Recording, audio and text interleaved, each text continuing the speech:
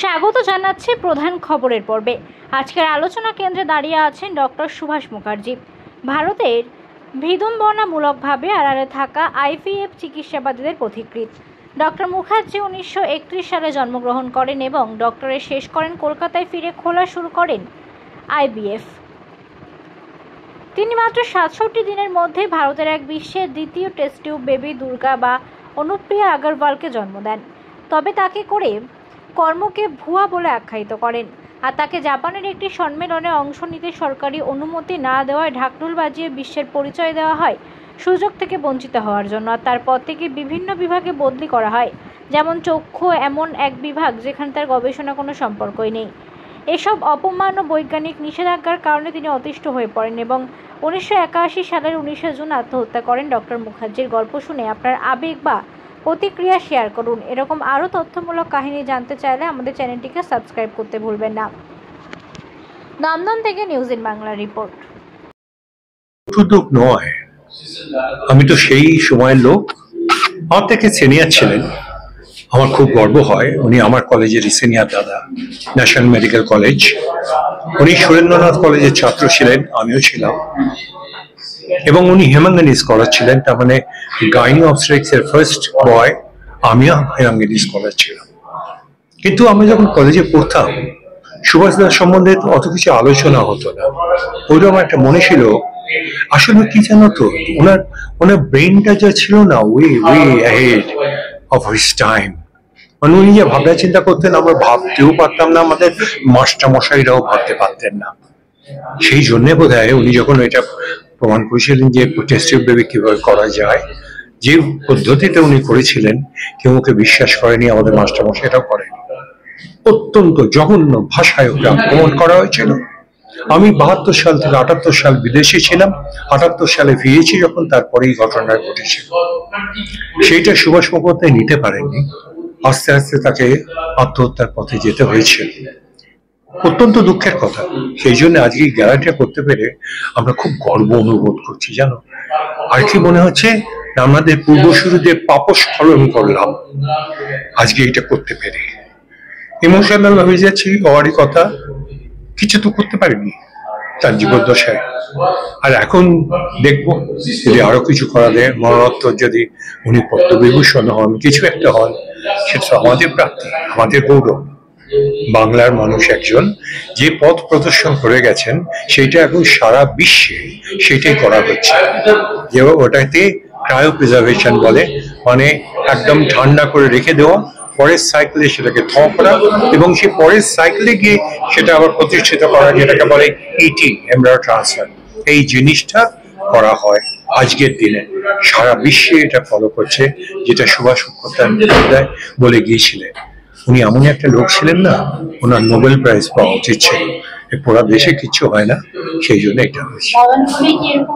আমি জানি না কি বলে, ভারতীয়দের দ্বারা এটা আছে, আর বাঙালিদের মধ্যে তো কাঁকড়ার জাত না। আমার মাস্টারমশাই তারা ছিলেন, কিছু বলতে পারছি না মুখ ফুটে। তারা যা করেছিলেন, যেভাবে একল করেছিলেন, যেভাবে অপমান করেছিলেন ওরকম একটা মনীষী লোককে, তার কারণ হচ্ছে উনি যা কিছু বলেছিলেন তারা মনে করেছিলেন এগুলো মিথ্যা, কারণ তাদের ব্রেনে তো ওটা আসেনি। As I said, he was way ahead of his time.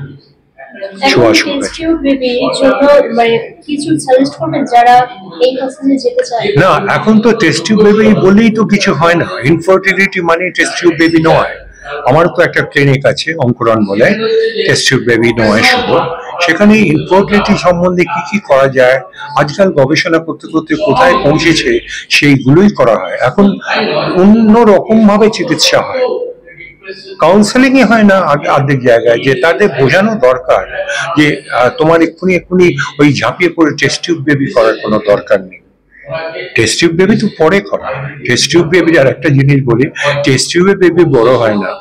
ওই ওভাম আর স্পার্মটা কালেক্ট করে একটা পেট্রি ডিশে রেখে যখন সেটা ফার্টিলাইজ হয় 5 দিনের মাথায় ইউজুয়ালি আমরা আবার ইউটেরাসে সেটা প্রতিষ্ঠিত করি।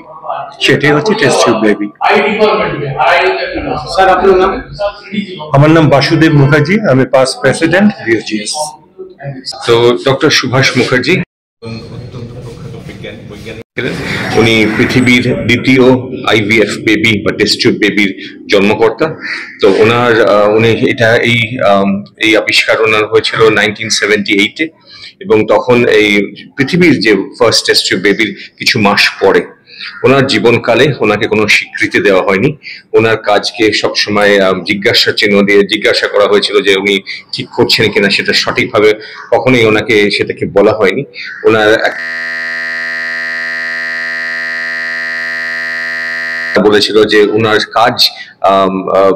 কাজ সত্য নয়, উনি যেটা করেছেন সেটা মিথ্যা বলে ওনারা আখ্যা দিয়েছিলেন ওই সময়।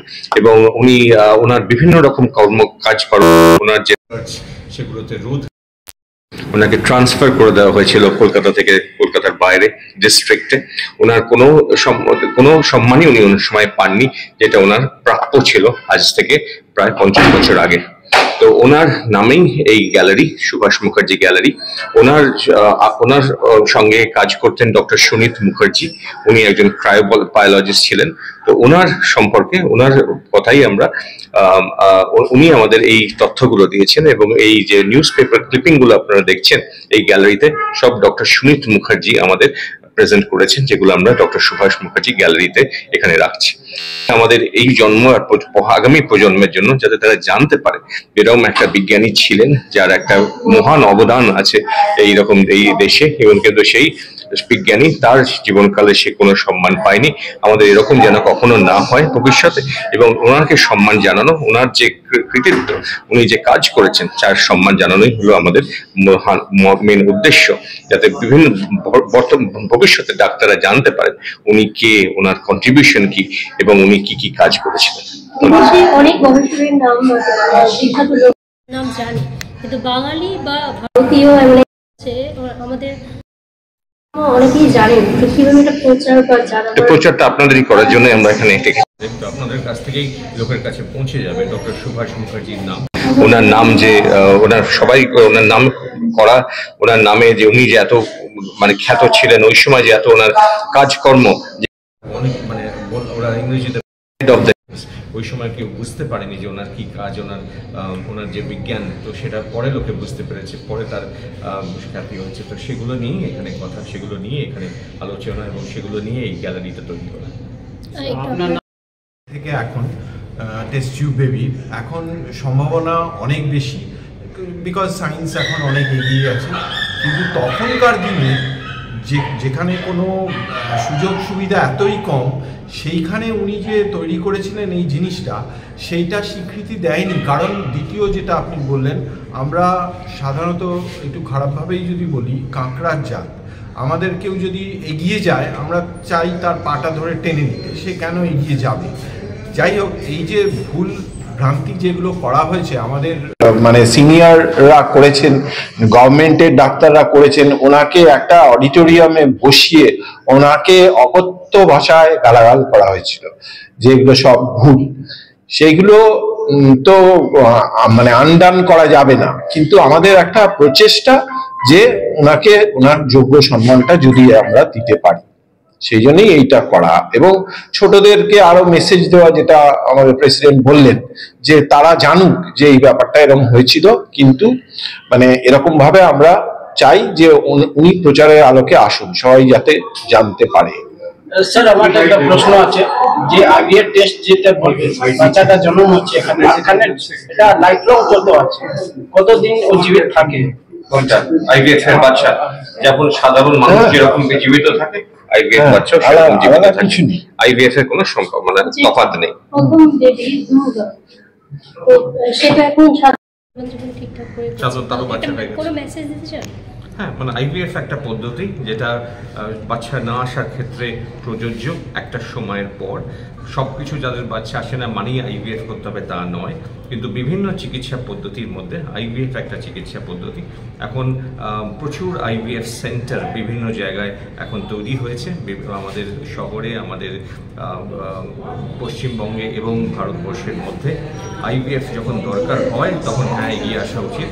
আইভিএফ এর খরচা আগের থেকে অনেক কমছে, কিন্তু হ্যাঁ এটা স্টিল খরচা সাপেক্ষ, কিন্তু সময়ের সঙ্গে আমরা মনে করি আরও হয়তো খরচা কমতে পারে, কিন্তু এটা সবার ক্ষেত্রে প্রযোজ্য নয়। শুধু যাদের অন্য অন্য চিকিৎসায় বাচ্চা আসছে না বা আসতে অসুবিধা হচ্ছে বা কিছু নির্দিষ্ট সমস্যা হাজব্যান্ড বা ওয়াইফের রয়েছে তাদের ক্ষেত্রেই এটা প্রযোজ্য। কনসিডার করেছে। অনেক পরে আমরা যখন বেঙ্গল সোসাইটিতে আসি তখন আমরা আমাদের সিনিয়রেরা যারা তখন ছোট ছিলেন তাদের কাছ থেকে আমরা সেই মিটিংয়ের গল্প শুনি, যেই মিটিংয়ে ওনাকে হেনস্থা করা হয়, যে ওনাকে বলা হয় যে এগুলো বাজে কথা বলছেন উনি, কোনোটাই সত্যি নয়। এবং তারপরে আমাদের মনে হয় যে কিছু করা দরকার, এবং তখন ওনার নামে আমরা প্রথমে একটি লেকচার শুরু করি। ওনার সঙ্গে যিনি কাজ করতেন প্রফেসর সুনীত মুখার্জি ক্রায়োবায়োলজিস্ট ছিলেন, যিনি ওনার আত্মহত্যার পরে এক দরজা থেকে আরেক দরজা অবধি ছুটেছেন এটা প্রমাণ করার জন্য যে উনি যা বলছিলেন সেটা ঠিক, এবং উনি একদিন সেটা প্রমাণ করতে পারেন। তারপরে আমরা ওনাদের সাথে যোগাযোগ রাখতাম, এবং সেই সময় সুনীত মুখার্জি যিনি এখন আর নেই, তিনি ধীরে ধীরে ওনার সমস্ত কিছু এই দুর্লভ জিনিসগুলো, ওনার হাতে লেখা নোট, চিঠিপত্র, ওনার স্যুট দেখতে পাচ্ছেন, এগুলো সব আমাদের কাছে দিয়ে যান। এবং আগামী প্রজন্মের জন্য এটা কিন্তু এটার কোনো মূল্য হয় না, এটা দুর্মূল্য একটি কালেকশন, যেটা বেঙ্গল সোসাইটি তাদের মিউজিয়ামে রাখবে। এবং আমরা মনে করি, আমরা গর্বিত বোধ করি যে প্রফেসর সুনীত মুখার্জি মনে করেছিলেন যে আমাদের কাছে এটা সুরক্ষিত থাকবে। এবং আশা করি যে এখন আমরা সর্বভারতীয় লেভেলেও ওনার নামে একটা লেকচার শুরু করেছি, এবং আমরা চাইব যে এইটা দিয়ে অন্তত আমরা ওনার আত্মার অন্তত খানিকটা শান্তি হবে, যে ওনার যে অপমান উনি সহ্য করে গেছেন, এখনকার প্রজন্ম চেষ্টা করছে যে ওনাকে তার সেই রিকগনিশনটা দেয়। বেঙ্গল সোসাইটির তরফ থেকে আমার মনে হয় যেটা একটা ঐতিহাসিক এবং স্মরণীয় দিন, এবং খুব দরকার ছিল। ধন্যবাদ। আমার নাম ডক্টর ভাস্কর। যে ওয়ার্ল্ড আইভিএফ ডে প্রাককালে এই গ্যালারিটা উদ্বোধন করেছে এবং ওনাকে স্মরণ করা হচ্ছে। ডেফিনেটলি একটা landmark incident in the history of BOGS. Doctor Subhash Mukhopadhyay আমরা পেয়েছিলাম ফিজিওলজি টিচার হিসেবে, পরবর্তীকালে বিএন চক্রবর্তীর কাছে কাজ করার সময় ওনার সম্বন্ধে আরো ডিটেলসে জানা যায়। এবং ওই সময় উনি দুটো কনসেপ্ট বলে গেছিলেন, যেটা আমি বললাম একটু আগে। একটা হচ্ছে vaginal route of egg retrieval, যেটা এখন সারা পৃথিবীতে প্র্যাকটিস হচ্ছে, আর একটা হচ্ছে ফ্রোজেন এমব্রায়ো ট্রান্সফার, অর্থাৎ যে মাসে আমরা ডিম তৈরি করি সেই সাইকেলে আমরা ট্রান্সফার করি না, পরবর্তীকালে আমরা ট্রান্সফার করি, তাতে প্রেগনেন্সির চান্স বেড়ে যায় এবং ওই মহিলা নানা রকম কমপ্লিকেশনের চান্স কমে যায়। এই দুটো কনসেপ্ট সুদর্শনী দিয়ে গেছিলেন আজ থেকে অনেক বছর আগে, যেটা আমার মতে এই দুটো হচ্ছে landmark concepts which has paved in the path of the new era in IVF and ET. Thank you very much.